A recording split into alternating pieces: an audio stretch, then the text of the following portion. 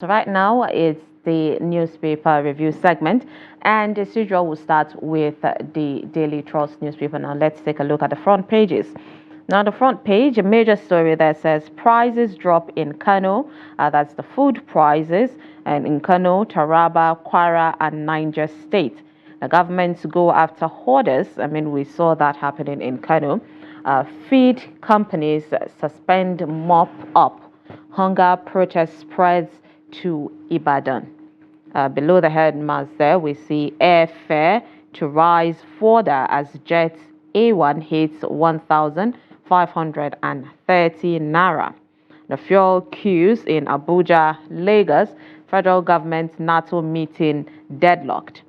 Dangote, Boa, Lafarge peg cement price at 8,000 naira.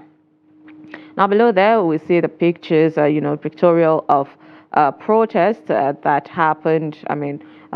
Because against the cost of living in Ibadan, Oyo State, yesterday Monday, and youth came out en masse, to show their anger and sadness about what's happening there. So below the pictorial there, we see bandits kill 10 in Benue and 2 cops in Zamfara, burn houses in Niger. Now there's still that insecurity measures, situations happening in the north, entire nation at this point. I mean, we can't see it's only happening in the north. Now, at the belt there, Nigerians' foreign investment shrink by 80% in 2023. Niger probes pupils' use of abusive language in debates, and that's another scary situation. I mean, tongues wagging in Kano as a popular TikToker released from jail. I mean, this TikToker situation is something, that I would want us to dissect. But then it's all about what is happening in Kano. Anyway, these are some of the stories that is on the front page of the Daily Trust newspaper. Now let's move to the Nation newspaper. At the top of the page, Disco threatens power court to Aso Villa and others over 47 billion naira debt. Now, this is something we'll definitely talk about. I mean, it's now coming out. We had someone from the TCN come here to discuss, and then he made some kind of allegations, and this headline is pointing towards him, saying the truth. Now, Oyo disburses about 500 million naira to 2,078 small business owners. ASU members get 4 months withheld salaries. Edo don't campaign before April 27, INEC wants. Major story, diversion of 10 billion naira. EFCC detains ex-Kwara governor. Ahmed's trial slated for Ilorin, and he's ready to take questions on his stewardship. We have why cement can't sell below 7,000 naira. That's according to manufacturers. CJN, NBA, Aidatiwa extol Akeredolu and called valedictory for ex-governor. At the belt there, we have no time to scrap LCD, as says the Aidatiwa, and then lion kills zookeeper at OAU. It's a sad situation there. These are some of the stories on the Nation newspaper this morning. Let's move on to the Guardian newspaper. The front page of the Guardian says road infrastructure development, federal government grants 4 trillion naira tax credit in 5 years as inflation threatens the scheme. Panic on OAU campus as lion kills zookeeper and injures another. We have EFCC grills Kwara ex-governor for alleged financial impropriety. Protest over hardship spreads to Oyo as 26 million Nigerians grapple with hunger. I mean, 26, based on estimation, seems a little than, what Nigerians are going through. I feel like we have more numbers than that. Zulum sacks IDP camp bus for wash facilities diversion. Naira drops to new all-time low at black market as they trade for 1,730 naira per dollar. That's a scary one. Senate flays 17 trillion naira loss to tax waivers and orders halt. Unemployment rate rose by 5% in the third quarter of 2023, says the NBS. How insecurity, hunger threatens Nigeria's existence. These are some of the stories that you'd find on the Guardian newspaper this morning. Now, let's take a look at Nigerian News Direct. From the top there, it's all about Edo 2024. Aggrieved party members demand sack of state exco as Dekeri petitions the APC and NWC. Elumelu to deliver keynote address to 2024 ECOWAS Mining Forum. Lion kills the OAU zookeeper. Digital access to Journey unveils project to connect the LGs across the country. Major story is EPN Power. EPN Power. Okay. I mean, I'll stop there. I don't want to mother that pronunciation. But the Nigerians chant in Ibadan protest. Okay, that's a Yoruba word. And it's saying they cry hunger and insecurity as PDP accused Tinubu APC of being overwhelmed and lacking capacity to govern. The federal government clears additional 2 month salaries backlog as ASU demands for complete payments. These are the stories that you'd find and even more on the News Direct. All right, let's take a look at the Punch newspaper before we, head on to discuss the matters at hand. The major story at the Punch says Labour mobilizes for protest. Tanker drivers strike triggers fuel queues. The riders are saying federal government meets drivers and filling stations shut in Abuja, Kano, Ogun, and Ipman urges dialogue. NLC adamant workers vow to join demonstration as Oyo protesters lament hunger. And there's a pictorial also here of that protest. 50 Niger Republic bound food trucks intercepted in Zamfara. We have the cement manufacturers list condition to crash spiral in price. And there's that lion that kills the OAU veterinary worker during feeding. At the top there, we have EFCC detains ex-Kwara governor Ahmed over alleged 10 billion naira fraud. Aso Villa and DHQ CBN face disconnection over 47 billion naira debt. Senate asks the FIRS to suspend 17 trillion naira tax waivers. Now, these are the stories that you'd find on the Punch newspaper this morning. And then right now, of course, we'll head on to reviewing the front pages of what is happening this morning. We have in the studio with us Dr. Theophilus Abba, the Program Director of Daily Trust Foundation. Good morning, Doctor, and thank you for joining us. Good morning. Thank you. It's good to have you again. Each time I see Tuesday, I'm like, yes, I'm going to see Dr. That is good. Thank you. All right, Doctor, let's talk about this situation. I mean, today's discussion was all about the high cost of living. But then right now we are seeing, a difference from the north. It's saying that food prices have dropped in Kano, Taraba. I mean, yesterday we got that of Taraba, where they said because the middlemen, did not show up at all to get any food. That's because people were not demanding it anymore because of the price. So the price crashed. But then now there is in Kano, we have in Kwara and also Niger State. What is your take on the situation? Well, I think there was this threat that will not expect bulk purchase of food items from some parts of the north, especially the food producing aspects of the north. Taraba is one of them. I think Niger is one of them. Kwara is one of them. Then Kano produces grains. So I think with that threat, a lot of people were being careful. The middlemen were being careful to say, well, let's not go there. Because if we put our money down to buy some of these things in bulk, they could be confiscated. I think there was that fear, So that is why the prices have to drop, And my own thinking is that, you see, to halt, purchase or to prevent those who do business from doing their business at this time may actually be like something that we need to do. But then it's over the years, we know that government had given money to some persons, especially the old scheme, Uncle Borrower's scheme and whatsoever. Give them money to produce grains, to produce food items that we put in a strategic reserve. And what we've discovered is that most of them didn't produce what they were supposed to have produced.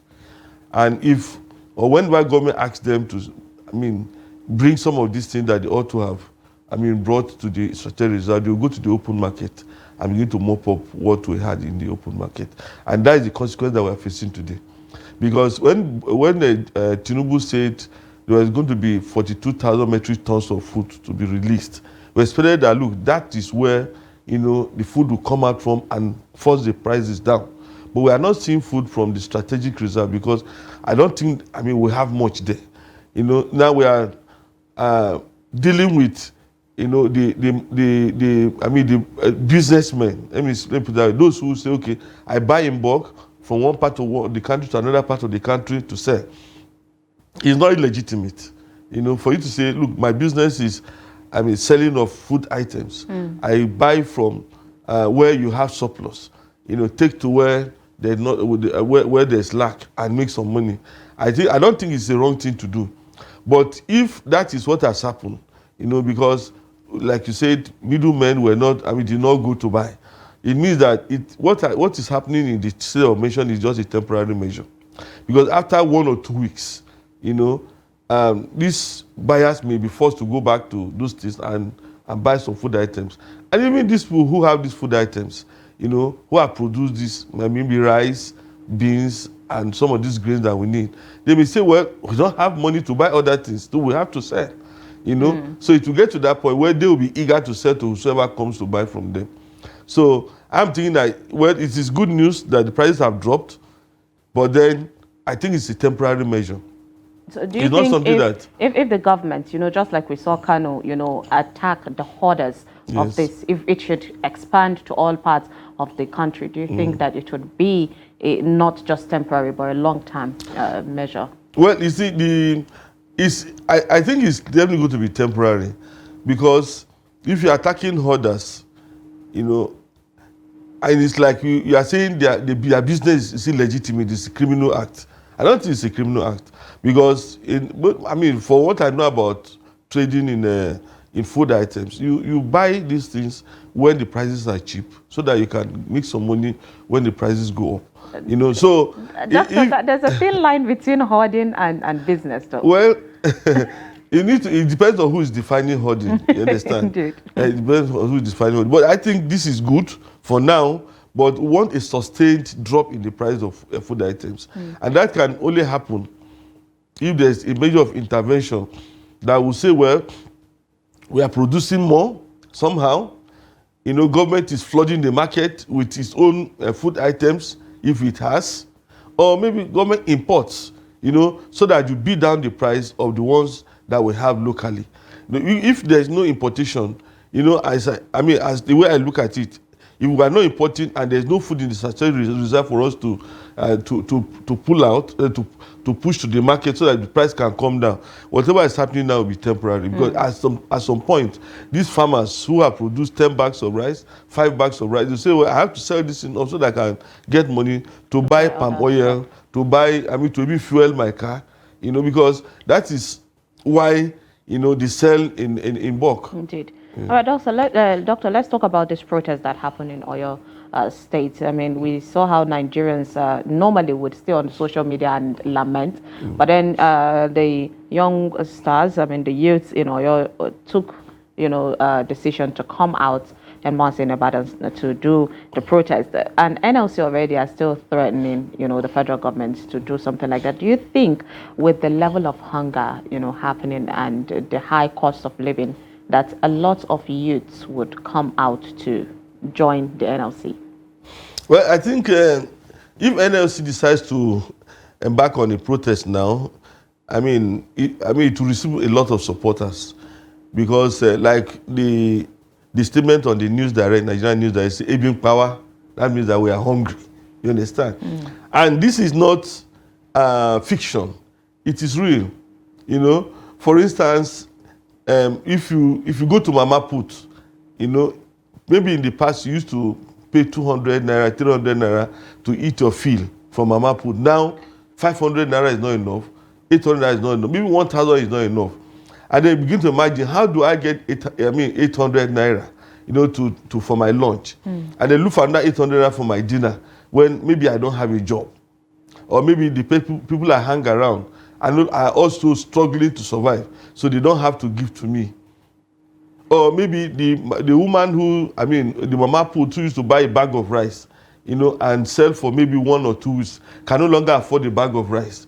Because if you bought a bag of rice for, let's say, 4,000, and you sell, 40,000, sorry, and you sold everything for about 50,000 or 60,000 with all the product that you have made, you return to the market, that 60,000 can no longer buy you another bag of rice to take to your shop. It means that if you can buy half, you jack up the price so that you can have more money to be able to return to the market. For those who are into business, who sell food items especially, their dilemma is that they cannot return to the market to buy what they have sold. Now, if we use rice as one of the examples, the major one. Even Indomie, people thought that, Indomie is just something you just enter into a supermarket or a shop and just pick. But now you can no longer just pick Indomie and cook for your children to eat. It's quite expensive. So it's a very difficult situation, and it is not fiction, it is a fact. And so those people go out to say being power, that means that we are really hungry. It is true. Many people can't even afford what we call 3 square meals. If you eat in the morning, you may have to skip breakfast, take lunch, and maybe dinner. And some persons don't even cook. They just get gari, soak the gari, give to their children to eat, and that's the reality. The picture, some cannot even put fire on their stove. So it's not like this thing is fictional. So when people come out, when NLC decides to come out for this protest, I expect that many Nigerians will join that protest. It's going to be worse than the NSAS, from what I'm seeing. Because it's not only one part of the country, even in rural areas. Where you say, they go to farm to produce. They can't even go to farm to harvest. So it's a very serious problem that we're facing. It is indeed. Let's talk about another problem happening between the NATO and the federal government. We saw that there's been a discussion, but then today's front pages are saying that the meeting that they had met a deadlock, and then fuel scarcity is already, it has a comeback. You see the streets truly empty. Doctor, how do you think we can manage this situation before these people decide to go on strike or something? Because if they should take that decision, then definitely cost of transportation would increase again. The major issue is that these were things that were supposed to be handled as a long-term measure. So now we have to do them as a kind of emergency. It doesn't. It will not help. So for instance, when you talk about removing subsidy, on petrol, now it's something that you should have, taken maybe 5-10 years to work on.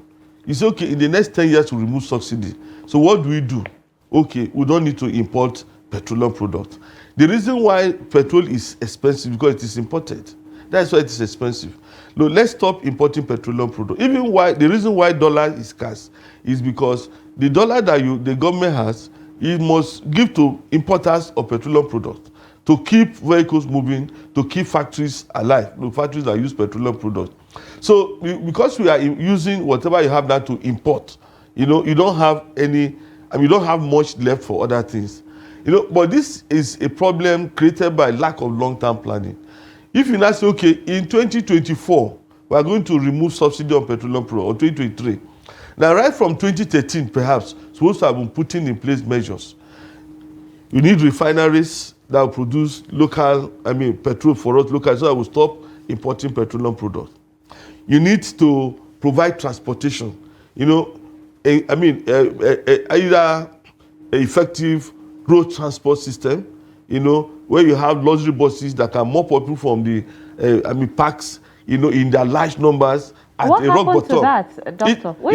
There was a lot plans for, buses and the CNG. But it hasn't happened. I've not seen any of them. Even since 2023, when Tinubu came, he said there was going to be A, B, C, D, E. Yes. I've not really seen any. And if you ensure that petroleum products were refined in Nigeria, you don't need dollars to import them. And if you ensure there was proper transportation, and maybe metro, local train, or interstate train, all these things, if you had put them in place over the years, and you say, okay, we are no longer going to fund this subsidy, then it will become, people will not feel the impact so much. But now we're feeling the impact in diverse ways, So definitely, because the value of the naira is sinking. We're talking about 1,500, some are talking about 1,600 to $1.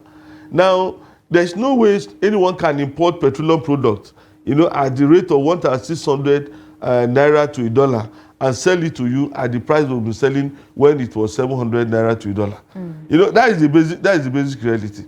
So I don't know what government to do. In fact, it has to really heavily subsidize it.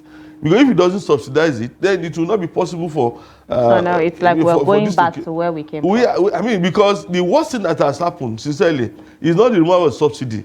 The worst thing that has happened is to allow the naira to float. That's the worst thing that has happened. Perhaps we should have said, okay, Emefiele, stay back. Then this thing, you are the one who damaged the oil, manage it. Because, you see, allowing naira to float, has made a nonsense of so many things. Look, if you had savings, for those who could save, if you had savings in 2023, that money is depreciated by over how many percentage? If you had 1 million in 2023 in your account, it's not even up to 500,000 naira today because of the devaluation of the naira. So you see, it's a whole lot of confusion. Indeed. And government must manage it even by, I think, subsidizing these things until other issues are remedied. There's a lot of things that needs to be subsidized, but then I want to get your thoughts on this situation also in different front pages. Now, I think last month we had a worker from TCN sat here and we had a discussion about the power, where one of the major issues that he said was affecting the power sector, that it's not growing in Nigeria, is because people, he used Maitama Asokoro as example, that you can go there and ask people to pay, for the electricity that they have been consuming, and someone would attack you and say, do you know what I have given to this nation? And we know, that these are the places that immediately the power supply goes off, they bring them back. Compared to other rural places that don't even get this, and these people are willing to pay at least to get it. So now they are saying that Aso Villa, the DHQ, and the CBN also face disconnection over 47 million naira debt. Doctor, now that is echoing exactly what this worker was saying. What is your take on that? Well, I think it's an irony because the villa should pay for the electricity it uses, because in the annual budget there's provision for electricity. If you look at the line items in the budget for the villa, there's provision for electricity, even provision for petroleum, provision for generators and all those things. So if those funds are released, where is the money? Exactly. Let's not forget the defense headquarters. We know how chunk load of the budget. A whole lot of money goes to them. But then you don't pay. So imagine other people that have not been paying. But the major issue is that we are supposed to be using prepaid meters. I expect that AEDC ought to have metered in all the places in the villa. And it shouldn't take too much. You just say, look, write to the PAMSEC at the villa and say, look, we want to put meter on all the facilities. Bring your security men, let them observe what we do. So that the electricity there will be based on prepaid meter. Somebody should be responsible. It would have worked. Because even when AEDC or other electricity company complain of being old, I just imagine, if you had produced prepaid meters and installed them all over, you'll be complaining about nobody. Like I have prepaid meter where I live. And so because we have prepaid meter, if I don't pay, if I don't prepay, I don't have electricity. If that is applied, all the departments responsible for payment, either at the defense headquarters or at the villa, they will promptly make those payments. And that money would have been put more, into the power to get more megawatts, to reach the country. A really sad situation happening there. I wish there was time to discuss this issue, but then due to time constraint, of course, we have to put a stop to it. Now, thank you so much, Dr. Theophilus Abba, the Daily Trust Foundation Program Director. We appreciate your time. Thank you very much. Thank Yes, you. sir. All right, and with that, of course, we have come to the end of Daybreak on Trust Television. We hope that you picked a thing or two from today's show. Thank you so much for watching. Please do stick around. At the top of the hour, Adeni Adishafe will bring you 360 Sport. I am Sumaya Abubakar. Do have a lovely day.